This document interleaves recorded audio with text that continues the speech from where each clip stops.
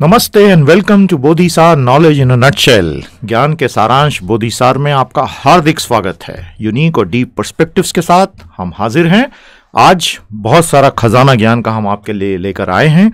Day facts में बहुत ही बढ़िया विषय आज हमने कवर किया है। हाइलाइट्स में 10 प्रमुख खबरें और बोधिसार के इस वीडियो में 3 अमेजिंग इनसाइट्स। बोधि रिसोर्सेस के डाउनलोड में आज बहुत ही शानदार पीडीएफ्स आपके लिए हमने लिंक भी कर रखे हैं। We are offering you amazing topic-wise analysis and insights which go beyond the obvious। सब कुछ द्विभाषी है, हिंदी अंग्रेजी में एक साथ। बहुत सारा ओरिजिनल एनालिसिस कंटेंट आपको लगातार मिलता चला जा रहा है। अपनी पर्सनल लाइब्रेरी बनाइए। बोधि समीक्षा का अगला live current affairs review session इस रविवार सुबह ठीक 9 बजे होगा, 12 मार्च। ध्यान रखें, आपने अभी तक एनरोल नहीं किया है, स्क्रीन पर दिखाई लिंक पर आप एनरोल करें, आपको बराबर इंफॉर्मेशन मिलती रहेगी। बोधि शिक्षा पर खूबसूरत वीडियोस का डीप कंटेंट, ध्यान रखिएगा, ये सब बहुत लंबे समय तक वैलिड है। Any video which has been prepared there, any lesson which has been made available is valid for practically all competitive exams for a very very long time. Hindi और अंग्रेजी दोनों में है, इसलिए बहुत बेहतरीन ढंग से आप हर प्रतियोगी परीक्षा के लिए, इंटरव्यू के लिए और सेल्फ डेवलपमेंट के लिए इसका लाभ उठाएं। बोधि प्रथम में एनरोलमेंट्स प्रारंभ हैं। www.bodhipratham.com पर जाकर हमारे इस खूबसूरत 6 दिवसीय क्लासरूम कोर्स के बारे में सारी जानकारी लें और इंक्वायरी रेज करें। हमारी टीम आपको सब जानकारी देगी। This single course of 6 days can make a world of difference to your entire approach. It can streamline it. Hard work और स्मार्ट वर्क एक साथ करते हुए कम से कम समय में अधिक से अधिक नतीजे कैसे निकालना, उसके लिए बना है बोधि प्रथम। विशेष तौर पर हिंदी भाषी छात्रों के लिए ये खजाने का काम करेगा, जिसमें आपको ऐसे विजडम नगेट्स मिलेंगे, बहुत तेजी से आगे बढ़ने में आपको मदद होगी। It will be equally useful and applicable even for the English medium students. मैं स्वयं ये पूरा कोर्स कंडक्ट करूंगा। आगे बढ़ें, एनरोलमेंट कराएं। आपके टेस्टिमोनियल्स का हमें इंतजार है। Thank you so much all our Bodhi stars who have written such beautiful things about the Bodhi booster portal. आइए देखें कुछ हमारे बोधि स्टार्स, हमारे बोधि सितारों ने क्या लिखा है। हमारे बोधि स्टार्स लिखते हैं, बोधि स्टार्स का पेज खोल लेता हूं सबसे पहले, यहीं से लिंक्ड है सब कुछ। ये रहे हमारे बोधि स्टार्स, बोधि सितारे, दिख रहे हैं ना वही स्क्रीन पर। खुद देखिए कितने बढ़िया आपको इस तरह के टेस्टिमोनियल्स यहां मिलेंगे। याद रखें, when you come forward and evaluate the portal and share your good ideas, सभी को इससे बहुत मोटिवेशन मिलता है, खास तौर पर हमारी टीम को, क्योंकि इतनी ज़बरदस्त multimedia enabled, rich content enabled ये साइट चलाने में बहुत बड़ी टीम लगातार भिड़ी हुई है। तो आगे बढ़ें और आपका टेस्टिमोनियल दें, हमें बहुत बेसब्री से इंतज़ार रहता है। Thank you so much all who have done it. Volunteership के लिए भी कई लोगों ने अप्लाई कर दिया है, उनसे लगातार हमारी टीम संपर्क में है। Economic survey and union budget is one of the best quick revision courses of its kind. ये दोनों टॉपिक्स हर एग्जाम के लिए, विशेष तौर पर यूपीएससी के लिए तो बहुत ही क्रिटिकल माने जाते हैं। 5 लेक्चर की अद्भुत सीरीज आप ऑनलाइन पूरी पढ़ सकते हैं। एनरोल करें, लिंक दिखाई दे रही है gurukul.pteducation.com/enroll, और तुरंत आपको पासवर्ड आ जाएगा और आप पढ़ना शुरू कर देंगे। Brought to you by PT education and PT's IAS academy. आइए शुरू करते हैं आज के Bodhi Saar analysis. What an amazing collection of topics we have brought for you. A complex collection. Connection, environment and geopolitics. एक जटिल संयोजन, पर्यावरण और भू राजनीति। किसी ने सोचा भी नहीं है कि environment is related to geopolitics. We have a great article and an analysis. Time for some deep economic reforms is now. गहरे और परिवर्तनकारी आर्थिक सुधारों का समय अब है। अर्बन रीजुविनेशन इन इंडिया, भारत में शहरी पुनरुत्थान। इसमें विशेष तौर पर अर्बन लोकल बॉडीज अपनी फंडिंग और फाइनेंसिंग कैसे करेंगी, और बॉन्ड मार्केट्स इन इंडिया, इस पर हम अच्छी नजर डालेंगे। क्या आप तैयार हैं? बोधि सारो बोधि न्यूज की नोटबुक निकाल लीजिए। Time to get started.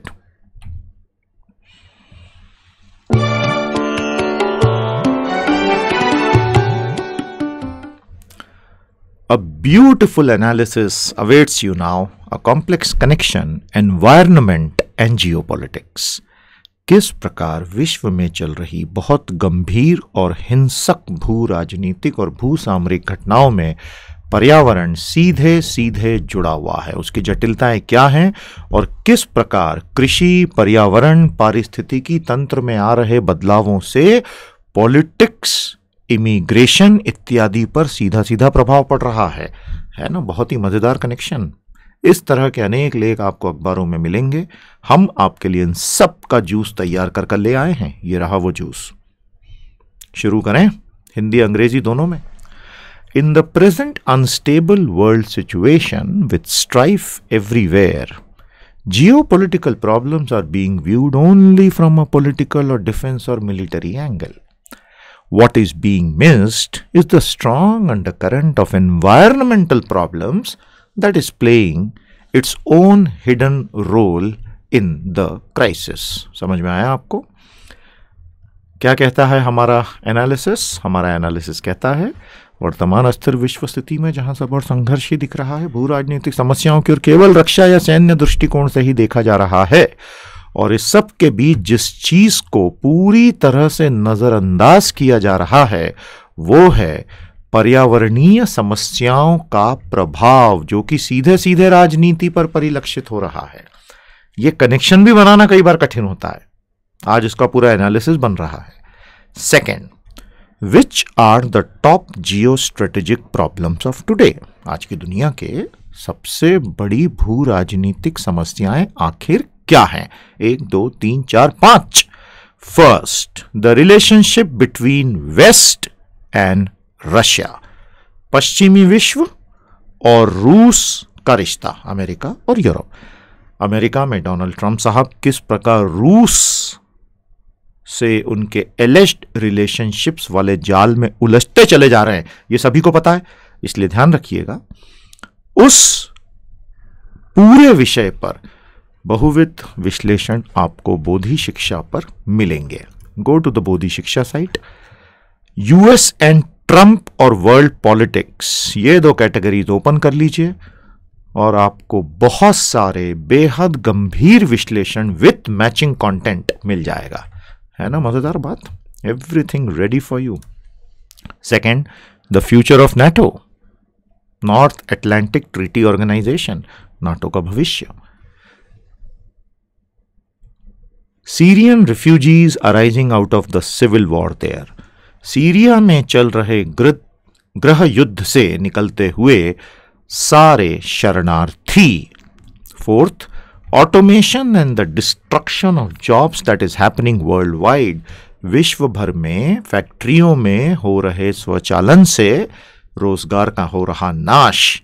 Right wing populism across the world, पूरे विश्व में दक्षिणपंथी लोक लुभावनवादी राजनीति का उत्थान। ये हैं आज की 5 बड़ी समस्याएं, एक ही पॉइंट में कवर हो गई।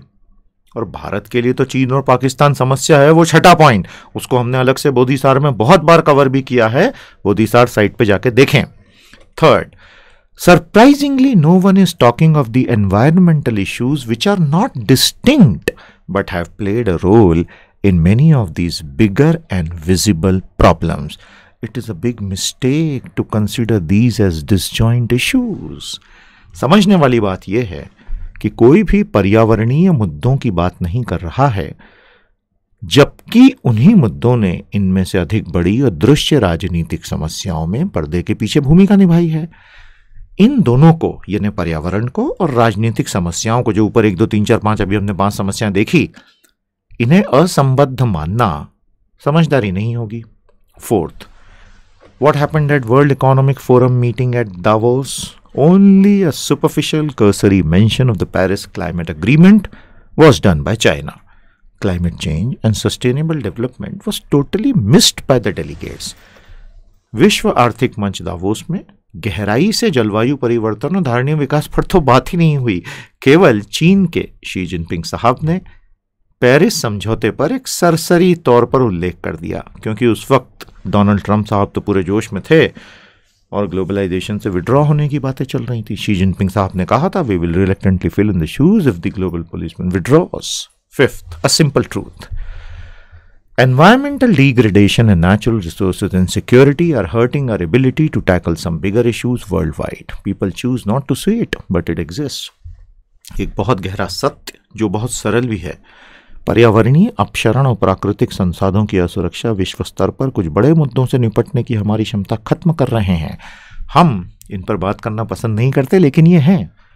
कैसे, क्या सबूत है इसका कि वाकई में पर्यावरण और भू राजनीति में कोई संबंध है? आइए 3 सबूत देखे जाएं। A.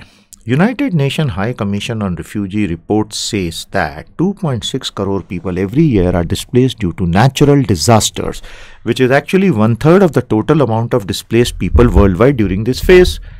तो प्रति वर्ष 2.60 करोड़ लोग, 2.60 करोड़ लोग डिस्प्लेस हो जाते हैं क्योंकि प्राकृतिक आपदाएं आती हैं। तो ये विस्थापन, जो कुल विस्थापन हो रहा है उसका 1/3 है, बहुत बड़ा है। तो यदि नेचुरल डिजास्टर्स को सही ढंग से मैनेज किया जाए, जो कि क्लाइमेट चेंज से भी जुड़े हुए हैं, तो ये नंबर भी कम होगा। B. The present refugee crisis also has a link. Syria had an extreme drought in recorded history, plus it was following unsustainable agricultural practices, plus it had poor resources management, due to which internally 15 lakh Syrians were displaced even before the Arab Spring uprising in 2011 really happened. बड़ी बात यह थी कि Syria में जो भयानक शरणार्थी संकट आया, जो वो लोग वहां से फिर निकल कर यूरोप की तरफ भागे तुर्की से होकर, सीरिया में दर्ज इतिहास का सबसे बड़ा सूखा हाल ही में पड़ा था। साथ ही वहां की कृषि पद्धतियां जो थी वो पूरी तरह से अधारणीय थी और संसाधन प्रबंधन बहुत कमजोर था। इस वजह से 2011 में अरब स्प्रिंग विद्रोह के पहले ही 15 लाख सीरियाई लोग आंतरिक रूप से विस्थापित हो चुके थे। गलत कृषि पद्धतियों का परिणाम कृषि उत्पादकों और स्थानीय नागरिकों के बीच संघर्ष में हो सकता है। एक तीसरा उदाहरण है, the wrong agricultural practices can lead to clash between agri producers and local citizen. America का एक बहुत ही शानदार उदाहरण है। In the Mississippi river huge fertiliser run off, आसपास के खेतों में अत्यधिक मात्रा में उर्वरक इस्तेमाल होने से उसका रन ऑफ होता है, यानी वो इरिगेशन के समय ऊपरी सतह से फर्टिलाइजर भी पानी में चला जाता है, बह के निकल जाता है, जिससे the quality of the portable drinking water drops drastically affecting the local population. इस वजह से ड्रिंकिंग वाटर की क्वालिटी खराब हो जाती है। 7. Other big changes by 2050। तो ये 3 बड़े सबूत हैं कि किस प्रकार क्लाइमेट चेंज सीधे सीधे पॉलिटिक्स पर असर डालता है। समझ में आ गया आपको? 7. Other big changes. अब आप हमें यहां बताइए, भारत में माइक्रो इरिगेशन इतना अधिक क्यों फैला हुआ है? We would want to hear from you, why is micro irrigation, जिसमें किसान खुद ही अपने इरिगेशन का इंतजाम कर लेता है, वो इतना व्यापक स्तर पर भारत में क्यों फैला है? इज इट अ प्रॉब्लम और is it not a problem? And if it is a problem, what kind of a problem it is? ये आप हमें कमेंट थ्रेड में बोधि शिक्षा पर जरूर बताइएगा। दूसरा प्रश्न यहीं पर पूछा जाए, अरब स्प्रिंग क्या था? What was the Arab spring revolt? What happened? Was it successful? Was it a failure? जरूर बताइएगा।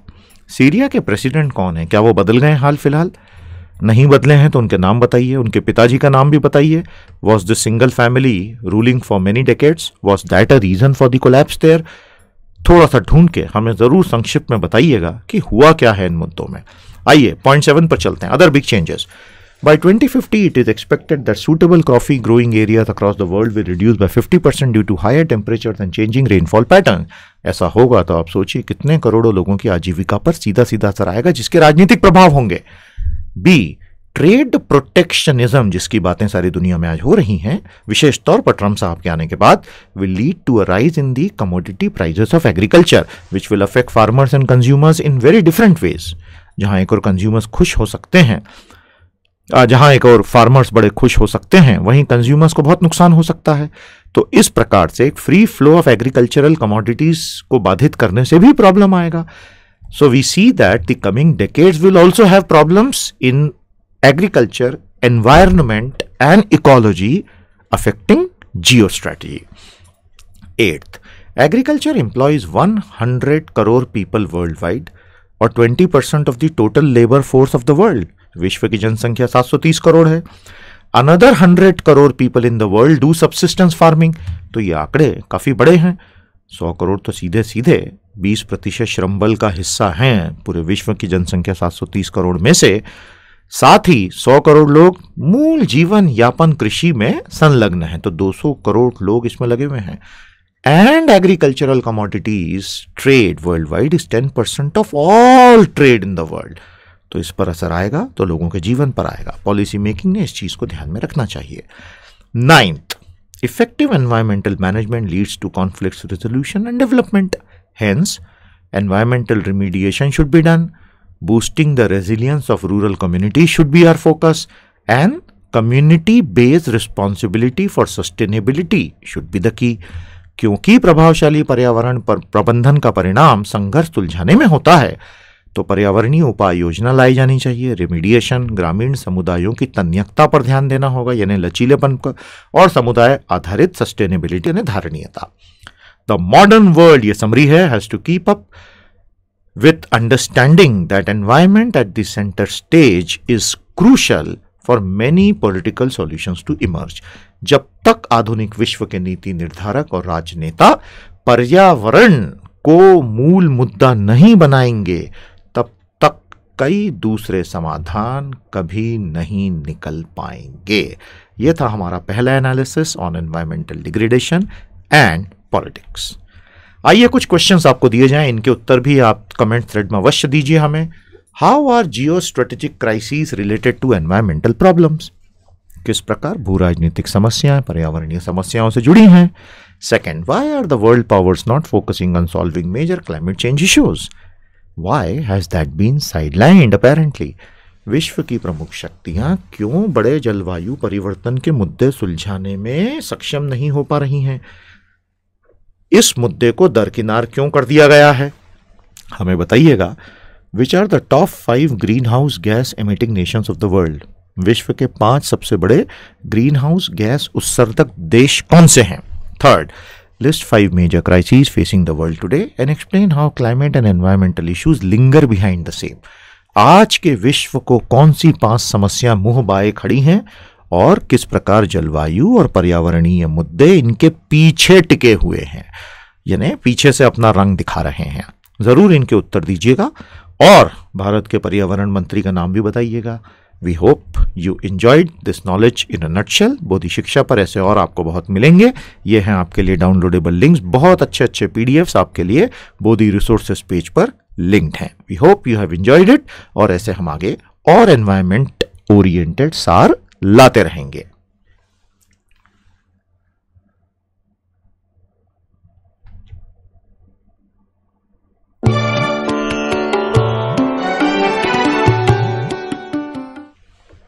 Time for some deep economic reforms in India is now. अब आ गया है भारत में गहरे आर्थिक सुधारों को लाने का समय।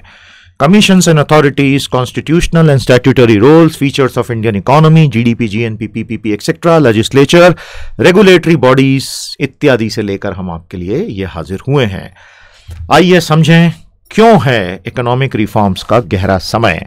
अनेकों खूबसूरत लेख इस प्रकार के अखबारों में आते रहे हैं, अपनी कॉपी खुद खरीद के पढ़ें, ऑल कॉपीराइट्स एक्नॉलेज्ड। इससे पहले कि हम आज के हमारे विश्लेषण पर जाएं, बहुत गहरा और बहुत ही बढ़िया विश्लेषण है, हम आपको इससे जुड़े महत्वपूर्ण तथ्य दिखाना चाहेंगे। सबसे पहले तो एक बैड न्यूज दे दूं आपको। भारत सरकार ने इकोनॉमिक सर्वे जारी किया। पता है ना भाई, सभी को पढ़ना पड़ता है, खासतौर पे all the students who are preparing for competitive exam. बड़ी मजबूरी में वो इतना बोरिंग डॉक्यूमेंट आर्थिक समीक्षा का पढ़ना ही पड़ता है। आपके लिए बुरी खबर यह है कि OECD ने भी भारत के लिए एक अपना खुद का इकोनॉमिक सर्वे जारी कर दिया है। अरे नहीं सर, जान निकल गई भारत का आर्थिक समीक्षा पढ़ते हुए। एक और OECD वालों का भी अब आप पढ़वाएंगे क्या? घबराओ मत, पूरा नहीं पढ़ना है। हालांकि हमने लिंक करके बोधि रिसोर्सेज पर आपके लिए रख दिया है, एक बार नजर से निकाल दीजिए। बोधि रिसोर्सेज पर जब आप जाएंगे तो आपको OECD का ये डॉक्यूमेंट भी इकोनॉमिक सर्वे का अवश्य मिल जाएगा, उसे डाउनलोड कर लीजिएगा। ये रही वो reports, IMF, OECD, UN, world bank reports, OECD India economic survey, ये भी अवेलेबल है। इसे आप ज़रूर यहाँ से डाउनलोड कीजिएगा। ये बड़ा काम का पेज है, रोज़ विजिट करके नए डॉक्यूमेंट्स लेते चलिए, आपको मेहनत ना करना पड़े, इसलिए हमारी टीम आपका ध्यान रख रही है। अब बहुत सारा डेटा आपको दूंगा, उसके बाद एनालिसिस पर फटाफट समझना शुरू करें। इंटरनेशनल मॉनेटरी फंड, अंतर्राष्ट्रीय मुद्रा कोष ने 2017 में जारी अपनी रिपोर्ट में क्या कहा? Indian economy has recorded strong growth in recent year held by large terms of trade gain, positive policy actions including implementation of structural reform, return to the normal monsoon rainfall and reduce external vulnerabilities, इत्यादि इत्यादि इत्यादि। इसे आप आराम से बाद में पढ़िएगा। ये रहे IMF द्वारा जारी कुछ आंकड़े जो आपको बताएंगे कि किस प्रकार भारत की अर्थव्यवस्था में क्या हो रहा है। कमर्शियल बैंक क्रेडिट ग्रोथ, ये सबसे बड़ा भारत में जो आज अनसुलझा मुद्दा है, banking sector reform and cleaning up. You can see very clearly that the growth of commercial credit has gone down to near zero in the case of some banks, around 5 to 10% in the case of SBI. For foreign banks also very low, and only for private sector banks it is high, but because private sector banks are a small subsector of Indian banking, इसका मतलब भारत में commercial banking growth नहीं हो रही है। तो यदि commercial lending growth नहीं होगी तो प्राइवेट सेक्टर इन्वेस्टमेंट कैसे आएगा? आप केवल गवर्नमेंट एक्सपेंडिचर और प्राइवेट कंजम्पशन पर पूरी इंजन चलाना चाहते हैं, जो कि बहुत रिस्की हो सकता है। दूसरा ग्राफ देखें स्क्रीन पर, भारत के कॉरपोरेट सेक्टर के funding sources, financing sources. Bharat के लिए सबसे बड़ी समस्या यह है, हमारा बॉन्ड्स मार्केट बहुत अच्छे से डेवलप नहीं है। जो येलो में दिख रहा है that is the capital market for debt. अब ये क्योंकि बहुत अच्छे से डेवलप नहीं है, इस वजह से आपको दिखेगा domestic bank credit became one of the biggest sources for private sector companies. अब वो आप देख ही सकते हैं कि हालत कितनी खराब है। हमें इस सब की चिंता इसलिए करनी है क्योंकि इसी से GFCF कंट्रोल होता है। कमेंट्स में जरूर बताइएगा व्हाट इज GFCF। विश्व की प्रसिद्ध मैगजीन द इकोनॉमिस्ट ने ये चित्र हाल ही में जारी किया और बहुत ही खतरनाक चित्र है। यदि रियल टर्म्स में इन्फ्लेशन एडजस्ट करके देखें तो Indian banks loans to industry in real terms it has turn negative. So practically all commercial lending to large corporates has gone in the negative zone. क्या होगा रे हमारे GFCF और आने वाले क्वार्टर्स के GDP ग्रोथ का? बहुत बड़ी समस्या। आज के विश्लेषण में हम इसी तरफ बढ़ रहे हैं, समझ गए आप? ये हैं कुछ और इंडिकेटर्स, ये आपके रेफरेंस के लिए हमने यहीं स्नैपशॉट्स दे दिए। बहुत बारीकी से जिसे स्टडी करना है आप इसको 2012-13 से 2017-18 के प्रोजेक्शंस में ये सारे अलग अलग ग्रॉस आंकड़े आपके सामने हैं, अच्छे से पढ़ लीजिएगा, PDF डाउनलोड कर लीजिएगा। उसी प्रकार the OECD economic survey of India has found these main findings, made these key recommendations, implementing a comprehensive tax reform, GST की बात हो रही है, रीजनल डेवलपमेंट की और पर कैपिटा GDP की, पॉवर्टी हेड काउंट रेशियो की। ये सबसे महत्वपूर्ण इमेजेस हैं, इसलिए मैंने यहां आपको दिखाए। आप बाद में इसी सेशन को रिवाइंड करके स्क्रीन को रोक कर शांति से पढ़िएगा, क्रॉस कंट्री कंपैरिजंस देखिएगा, with in India comparison of various states and the all India averages which help us understand what is happening. Economic survey के हमारे एनालिसिस और ऑनलाइन कोर्स में, जो कि नॉलेज बूस्टर का भी हिस्सा है, हमने ये बहुत गहराई से अलग से कवर किया है। ये भारत के कुछ बड़े आंकड़े OECD ने जारी किए, इसके पहले वाले IMF के थे, ये आपके रेफरेंस के लिए है। एक ही स्नैपशॉट में यदि सब कुछ देखना है तो वो ये रहा, ऑल्दो हमने बजट में ये सब कवर किया है, बट स्टिल शुरू करें अब analysis. Despite whatever the critics of DMO said, our economy did very well as per the CSO GDP estimates. तो CSO ने, सेंट्रल स्टैटिस्टिक्स ऑफिस ने, केंद्रीय सांख्यिकी कार्यालय ने जो सकल घरेलू उत्पाद के नए वृद्धि आंकड़े निकाले तो नोटबंदी के आलोचकों की जुबानों पर ताला लग गया, क्योंकि 7.1% का ग्रोथ उसने अपने एस्टीमेट में बताया। हालांकि CSO ने ही ये कहा है that in the next estimate when the full impact that the informal sector failed will be factored into the numbers, may be the GDP growth rate will come slightly lower. ये gap होता है, इसमें CSO की गलती नहीं है। एक basic बात ध्यान रखिए, जो भी लोग भारत के CSO पर उंगली उठा रहे हैं, कई दशकों से यही लीड और लैग की प्रोसेस GDP कैलकुलेशन में रही है। हमें जरूर बताइए कमेंट्स में, who is the chief statistician of India? Bharat के प्रमुख सांख्यिकीविद का नाम बताइए। CSO का डेटा बोधी रिसोर्सेस पेज पर लिंक है, वहां से उतार लीजिएगा। द Q4 Q4 चौथी तिमाही में can show some correction due to informal sector getting affected as time lag exist in the collection of that data in India, जो मैंने अभी समझाया था. It is not correct to blame the CSO as leads and lags have existed always, including the past GDP numbers. तो हमें बताइए वर्तमान में GDP के लिए कौन सा बेस ईयर यूज होता है. हमें बताइए लीड लैग होता क्या है, क्या हो सकता है, कमेंट्स थ्रेड में बताएं. Third, the hopes for now, भारतीय अर्थव्यवस्था के लिए अब हमें आगे वर्तमान आशाएं क्या दिख रही हैं. नंबर 1, डिजिटाइजेशन और digitalisation and less cash transactions can ultimately lead to greater financial inclusion. ये तो सबसे बड़ी उम्मीद पर ही मोदी जी ने नोटबंदी की थी. डिजिटलीकरण और अल्प नकद लेन देन का परिणाम अधिक व्यापक वित्तीय समावेशन में हो सकता है. Informal economy will get formalise, बहुत बड़ी उम्मीद है ये. हालांकि एक बार जब विड्रॉल की लिमिट्स हटी तब क्या होगा, बड़ा देखने लायक होगा. तो अनौपचारिक अर्थव्यवस्था धीरे धीरे औपचारिक बनेगी, बनती जा रही है. Dark fears of the big collapse are looking highly misplace. कई लोगों ने, सभी विश्लेषकों ने कहीं ना कहीं ये चिंता जरूर दिखाई थी 8 नवंबर 2016 के बाद कि भारत में पूरी अर्थव्यवस्था का एक साथ पतन न हो जाए. अभी तक तो नहीं हुआ, which is a good thing. 2 other global assessments are also in the same direction, IMF and OECD. इसीलिए हमने आपको ये सारी इमेजेस दिखाई हैं और इसीलिए IMF और OECD की इन रिपोर्ट्स की पूरी PDFs आपके लिए हमने बोधी रिसोर्सेस पेज पर लिंक कर दी हैं. कृपया वहां जाएं और डाउनलोड कर लें अपनी copy. IMF article 4 consultations 2017 India, OECD India 2017 economic survey, ये हैं वो reports. Latest hot, fresh of the boat. बड़ा पॉलिटिकली इनकरेक्ट स्टेटमेंट बोल दिया मैंने, फ्रेश ऑफ द बोट. बताइएगा कमेंट्स में फ्रेश ऑफ द बोट अचानक से पॉलिटिकली इनकरेक्ट क्यों हो गया भाई. और ये भी बताइएगा, हाल ही में CNN, जिसे शलभ कुमार जी ने क्लिंटन न्यूज नेटवर्क करके भयंकर आलोचना की है, उनके एक पत्रकार, खोजी पत्रकार या प्रेजेंटर द्वारा भारत के अघोरी समुदाय पर बहुत बड़ा एक डॉक्यूमेंट्री चलाने की आलोचना अमेरिका में आज क्यों हो रही है. हर एंगल से हमें बताने का प्रयास कीजिएगा. बहुत ही इंटरेस्टिंग समय है ये.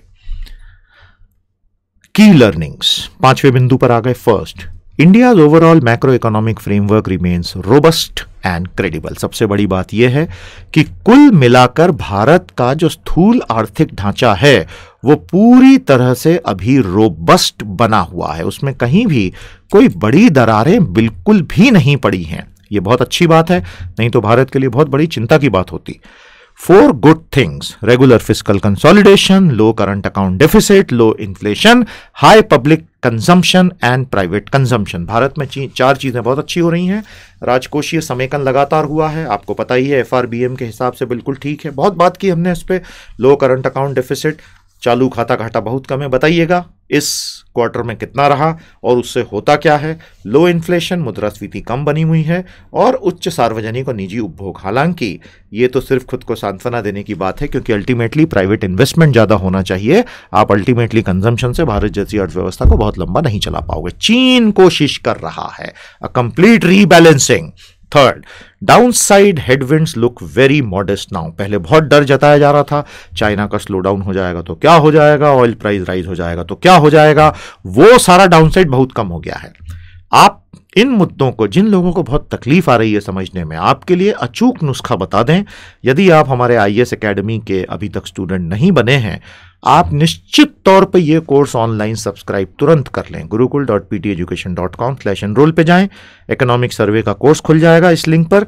इस लिंक को खोलकर आप तुरंत ऑनलाइन एनरोल कर सकते हैं, जिससे आपको बहुत बढ़िया 5 लेक्चर्स की एक सीरीज मिलेगी which will help you understand everything about economic survey and the union budget 2016, 17, 18 thoroughly. उसमें जिस तरह के इंसाइट्स हमने दिए हैं, हर लेक्चर 2 से 2.5 घंटे के आसपास का होगा. आपको लगभग 12 घंटों का कंटेंट विथ मैचिंग क्विजेस वगैरह मिलेगा, जिससे बहुत कुछ सीखना बहुत सरलता से संभव होगा. ये है वो लिंक जहां से हमने आपको जो बताया, वो लिंक आप टाइप करेंगे तो यहां आ जाएंगे. ये कोर्स खोल लीजिए और इस कोर्स की सारी जानकारी यहां पर है. इसमें बस ऐड टू कार्ट करना है, कार्ट में ऐड हो जाएगा और वहां से तुरंत आप व्यू कार्ट पे चले जाएं और यहां से एनरोलमेंट कर लें. मुश्किल से 2 मिनट लगते हैं एनरोलमेंट में. आपको तुरंत ईमेल आ जाएगा यूजर नेम पासवर्ड का और आपकी पढ़ाई शुरू. ये क्योंकि बहुत ही स्ट्रेटेजिक विषय है इसलिए मैंने फिर से इसकी जानकारी आपको दे दी। आइए आगे चलते हैं। Third, downside headwinds look very modest. इसका मतलब ही यह है कि जो खतरे पहले बड़े दिख रहे थे वो कम हो गए। Sixth, concerns and actions expected. लेकिन भारत की अर्थव्यवस्था में कुछ बड़ी चिंताएं, पॉइंट नंबर 6, अभी बाकी हैं और बड़े एक्शंस बाकी हैं। ये बहुत महत्वपूर्ण बिंदु है, समझ लेना। High interest payments due to a large debt stock. भारत में जितना ब्याज सरकार चुकाती है, क्योंकि कर्ज, घरेलू कर्ज की मात्रा बहुत बड़ी है, विदेशी कर्ज बहुत कम है भारत में, वो सरकार के राजस्व को तोड़ के रख देता है। By 2023 our debt to GDP must be brought down to 60%। 2023 तक भारत में ऋण जीडीपी को 60% तक गिराना आवश्यक है। Second, a macroeconomic stability depends on reducing this debt and also controlling the fiscal deficit targets. ये बात हर सरकार ने मान ली है, राज्य सरकार, केंद्र सरकार। इसी वजह से तो एफआरबीएम आया, एफआरबीएम रिव्यू कमेटी भी बनी, उसकी रिपोर्ट भी आई, हालांकि रिपोर्ट मार्च तक पब्लिक नहीं की गई थी। हमारी स्थिरता में इस ऋण को कम करना शामिल होगा। Twin balance sheet problem has become dangerous. ये वही है जो मैंने आपको अभी बताया था। ट्विन बैलेंस शीट, ये जो कमर्शियल लेंडिंग गिर गई है ना, तो इससे बैंकों की एनपीएस बन गए, नॉन परफॉर्मिंग एसेट्स, अनर्चक आस्तियां, और कॉर्पोरेट्स को इन्वेस्टमेंट नहीं मिल रहा है, यानी कि लेंडिंग नहीं हो पा रही है, यानी वो बोरो नहीं कर पा रहे हैं, जिसकी वजह से दोनों की बैलेंस शीट बहुत बुरी तरह से चरमरा गई है। इसी को कहते हैं ट्विन बैलेंस शीट, TWS। भारत के चीफ इकोनॉमिक एडवाइजर का नाम बताइएगा हमें। And we have to differentiate stock from flow. ये बहुत कॉमन क्रिटिसिज्म है। I would like to know from you what is the difference between NPA stock and NPA flow. Stock यानी उसका कुल जितना जमा अभी तक हो गया है, भंडार, और फ्लो यानी उसका प्रवाह। तो एनपीए स्टॉक और एनपीए फ्लो दो अलग अलग चीजें होती हैं। Fourth, all political parties have to come together for a deeper and a lasting economic reform. केवल बीजेपी से ही उम्मीद न करें, ये राष्ट्र की समस्या, ये बीजेपी की समस्या नहीं है अकेले की। Seventh, we have to go institutionally. भारत को यदि आगे लेके जाना है तो हमें संस्थागत तरीके से ही आगे बढ़ना होगा। तो क्या कुछ पॉजिटिव अभी तक हुआ है? बिल्कुल हुआ है। 3 बहुत बड़ी चीजें अभी तक देश में पॉजिटिव हुई हैं ऑन दी इंस्टीट्यूशनल फ्रंट। ध्यान रखिएगा, the states that fail, the failed states, they fail primarily because they fail to create institutions. भारत में इंस्टीट्यूशनली हमने बहुत जबरदस्त काम किया। बैंक्स, बोर्ड्स, ब्यूरो बन गए, आपको पता ही है। भूतपूर्व कैग विनोद राय साहब उसके हेड बनाए गए, जो बीसीसीआई भी संभाल रहे हैं। मॉनेटरी पॉलिसी कमेटी बनाई गई, तो केवल आरबीआई गवर्नर के हाथ में नहीं है। जीएसटी काउंसिल बनाई गई, जो कि अपने आप में कोऑपरेटिव फेडरलिज्म का बहुत बड़ा उदाहरण है। बोधी है कोऑपरेटिव फेडरलिज्म की, बोधी बूस्टर पर पढ़िएगा।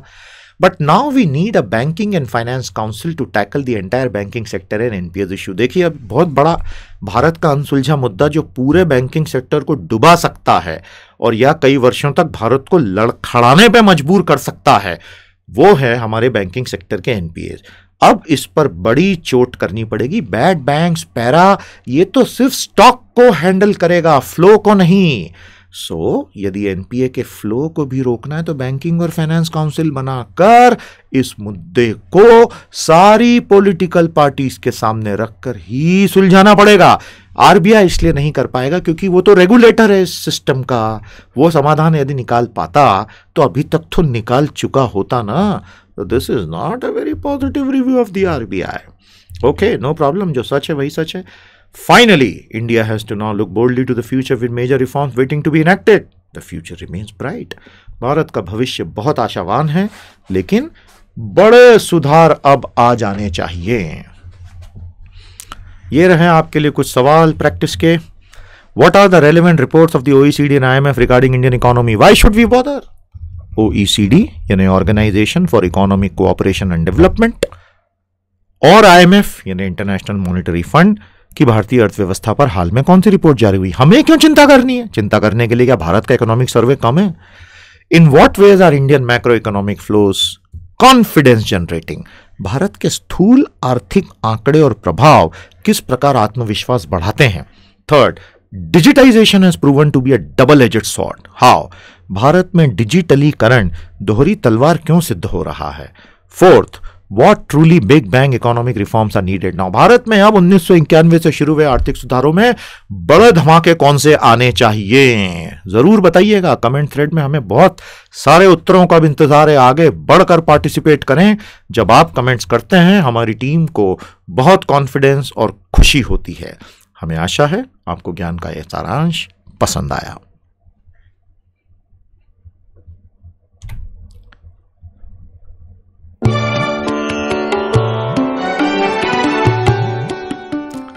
अर्बन रिजुविनेशन इन इंडिया, भारत में शहरी पुनरुत्थान। बहुत सारे एस्पेक्ट्स हैं इसके। अर्बनाइजेशन भारत के लिए बहुत बड़ा मुद्दा है। आइए, इस तरह के लेख देखने से पहले, इसका जूस समझने से पहले आपको बहुत सारे अर्बनाइजेशन से जुड़े आंकड़े हम बता दें। एक बात ध्यान रखिएगा, आज के बोधी न्यूज में जाकर पीडीएफ जरूर डाउनलोड कीजिएगा। इन सब इमेजेस की लिंक्स आपको पीडीएफ में मिलेगी। अब उसके लिए तो आपको पीडीएफ सबसे पहले पढ़ना होगा। सो शैल वी बिगिन। ये है यूनाइटेड नेशंस की लेटेस्ट 2017 रिपोर्ट का समरी। विश्व भर में जनसंख्या कैसे रहती है, देखिए कितना खूबसूरत है। एशिया 2016, 50% से आधी आबादी हरे कलर में है ना, रूरल, ग्रामीण। उसके बाद आपको दिखेगा लगभग 22 से 23% आबादी फ्यूअर देन 5 लाख के पॉपुलेशन वाले टाउन्स में। और उसके बाद धीरे धीरे ऊपर बड़े शहर आते हैं। If you look at that green in northern America, उत्तरी अमेरिका में, तो आज वहां पे ग्रामीण जनसंख्या 20% से भी कम है। शहरीकरण अपने चरम पर है। भारत जैसे देशों में यह भी थोड़ा कम है, धीरे धीरे बढ़ेगा। Is this macro picture of the world population distribution clear? ये पूरा यूनाइटेड नेशन का रिपोर्ट बोधी रिसोर्सेस पेज पर आपके लिए लिंक किया जा चुका है, वहां जाकर डाउनलोड कर लीजिएगा। यूएन रिपोर्ट ऑन अर्बनाइजेशन, ये स्क्रीन पर दिख रहा है ना भाई, ये आपके लिए हमने लिंक कर दिया है। पढ़ लीजिए सारी इमेजेस, जिसको गहराई में जाना है बिल्कुल आपके लिए तैयार है भाई। पूरी टीम रिसर्च यही तो करती रहती है आपके लिए। The mega cities of the world, 1 crore से अधिक आबादी वाले शहरों की पूरी सूची आपके सामने है। बड़े शहर बड़े हैं और उनका योगदान जीडीपी में भी बड़ा है। एक बेसिक सत्य समझ लीजिए, most of the GDP in modern economies comes from urban agglomerations. आधुनिक अर्थव्यवस्थाओं में सकल घरेलू उत्पाद का सबसे बड़ा हिस्सा केवल शहरी संकुलों से ही आता है, ग्रामीण से नहीं। यदि देश के जीडीपी को बढ़ाना है तो शहरीकरण को बढ़ाना पड़ेगा। यह है भारत के अर्बनाइजेशन का इतिहास। कितना बढ़िया चित्र है। ये सभी चित्रों के लिंक हमने पीडीएफ में दिए हैं बेटा, अच्छे से पढ़ लेना। पूरी कहानी आपके सामने 100 वर्षों की। I hope that's clear. और उसमें इन डेप्थ जाना हो तो इस तरह के दूसरे आंकड़े भी, and depending on what parameter, two wheelers का, जीप टैक्सीज, बसेस, इस तरह के बड़े खूबसूरत ग्राफ्स आपको यहां पे दिखेंगे। और भारत में जिस प्रकार हमने अभी यूनाइटेड नेशन की रिपोर्ट में देखा वर्ल्ड वाइड क्या डिस्ट्रीब्यूशन है, विद इन इंडिया ये हमने आपके लिए मैप यहां पे दे दिया है। सो दिस इज हाउ भारत में आप देखें, बहुत ही खूबसूरत ये ग्राफ है जो पूरी कहानी एक चित्र में बता रहा है। स्मॉल हैमलेट्स, 500 से कम लोग रहते हैं ऐसे गांव। हैमलेट्स, 500 से 1000 लोग रहते हैं ऐसे गांव। नीचे से ऊपर चल रहा हूं मैं। स्मॉल विलेजेस, छोटे गांव 1 से 2000, मीडियम साइज 2 से 5000, थोड़ा डार्क ग्रीन। फिर नीले पर आ जाओ, बहुत बड़े गांव 10,000। क्लास 5 एंड 6 सिटीज, 5 से 10,000 के बीच की आबादी, बढ़ते बढ़ते बढ़ते मेगा सिटीज 1 करोड़ से ज्यादा। तो 2011 में भारत की 4% आबादी मेगा सिटीज में थी, 3% लार्ज मेट्रोपॉलिटन सिटीज में, 6% 10 लाख से अधिक आबादी के शहरों में, 9% 1 लाख से 10 लाख की आबादी के बीच में, इत्यादि। समझ में आया आपको? और कैसे वो एरो की डायरेक्शन देखो, ये है भारत के अर्बनाइजेशन का निचोड़। भारत के अर्बन डेवलपमेंट मिनिस्टर साहब कौन है, नाम बताइए, और उनकी मिनिस्ट्री का नाम बताइए। Smart cities project, housing for all project, शहरों के रिन्यूअल का अमृत प्रोजेक्ट्स, स्मार्ट सिटीज में जो सिलेक्ट हुए उन शहरों के नाम, सब कुछ आपके सामने स्क्रीन पर। और ये है भारत के 10 सबसे बड़े शहर। ध्यान रखिएगा, the biggest cities are the biggest contributors to GDP, never ever forget that. आइए एनालिसिस पे चलते हैं। हमारा मेन मुद्दा दरअसल financing of urban local bodies है। बस आ गए उस पे।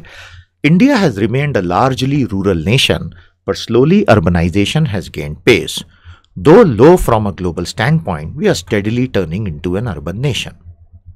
हालांकि भारत मूलतः ग्रामीण देश रहा है, लेकिन अब हम धीरे धीरे विश्व की तरह शहरीकरण की गति पकड़ रहे हैं, शहरी देश बनते जा रहे हैं। आपको हमने पीडीएफ बता दिया है बोधी रिसोर्सेज पे यूनाइटेड नेशंस का, डाउनलोड कर लेना भैया।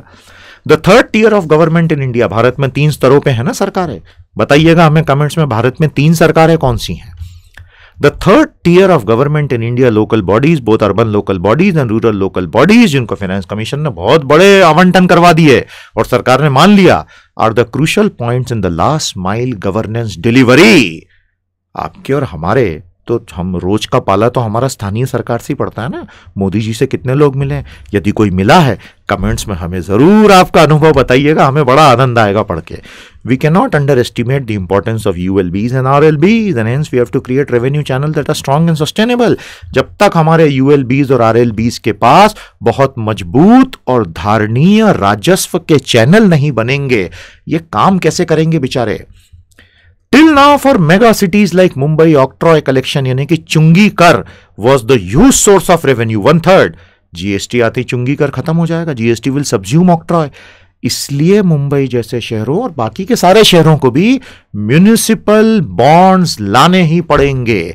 म्यूनिसिपैलिटीज को बॉन्ड्स मार्केट में आकर बॉन्ड बाजारों का हिस्सा बनना पड़ेगा, नहीं तो बात नहीं बनेगी। यह फंडा पूरा समझ में आया कि नहीं आपको।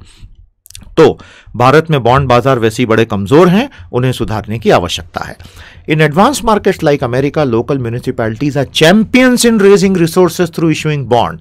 अमेरिका जैसे विकसित देशों में जो लोकल बॉडीज हैं वो बिलियंस ऑफ डॉलर्स के बॉन्ड के जरिए राजस्व जुटा लेते हैं।